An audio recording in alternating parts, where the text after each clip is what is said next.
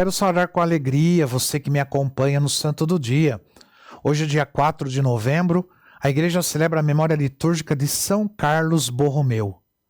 A obra de São Carlos Borromeu poderia ser resumida em duas palavras: dedicação e trabalho. Mas para fazer justiça, como ele sempre pregou, temos de acrescentar mais uma, sem dúvida, a mais importante: humildade. Oriundo da nobreza, Carlos Borromeu utilizou a inteligência notável, a cultura e o acesso às altas elites de Roma para posicionar-se na frente, ao lado e até abaixo dos pobres, doentes e principalmente das crianças. Carlos Borromeu nasceu no dia 2 de outubro de 1538 no castelo de sua família, na cidade de Arona, perto de Milão, na Itália.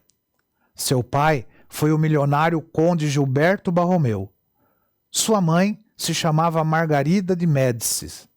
Ela pertencia à mesma família nobre e influente na sociedade italiana e na igreja. Carlos foi o segundo filho. Os pais de Carlos Borromeu seguiram o hábito da época, entregaram-no para o serviço de Deus quando ele completou 12 anos. Por uma grande felicidade, o menino tinha grande vocação religiosa e encontrou-se muito feliz no caminho do serviço a Deus. A sua vocação religiosa era bastante acentuada. Além disso, era penitente, cheio de piedade e caridade para com todos os pobres. Carlos Borromeu tornou-se um estudioso aplicado e se destacou pela inteligência e sabedoria. Diplomou-se em direito canônico com apenas 21 anos. Um ano depois, entusiasmado com a fé e com grande ardor missionário, ele funda a Academia para Estudos Religiosos. Esta academia teve total aprovação da Santa Sé.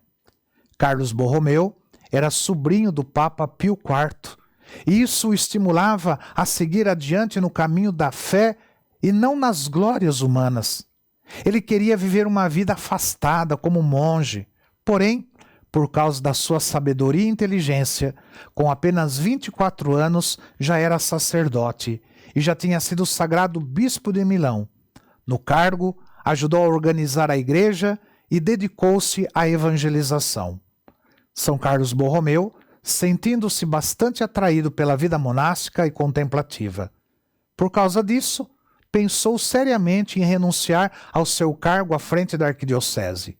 Porém, o seu amigo, o venerável Dom Frei Bartolomeu dos Mártires, então arcebispo de Braga, conseguiu dissuadi-lo desta ideia. Dom Bartolomeu o ajudou a perceber que naquele século, repleto de maus exemplos dados pelo alto clero, seria melhor que São Carlos Borromeu, um nobre vindo de família milionária e sobrinho do Papa, desse um exemplo de vida pobre, humilde e santa como arcebispo. São Carlos Borromeu viu neste conselho a vontade de Deus e acatou, permanecendo arcebispo de Milão.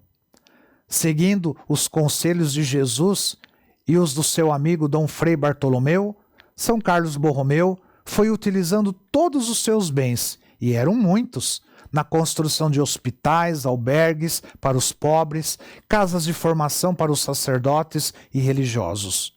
Além disso, teve atuação forte no Concílio de Trento e levou adiante as reformas sugeridas por esse concílio.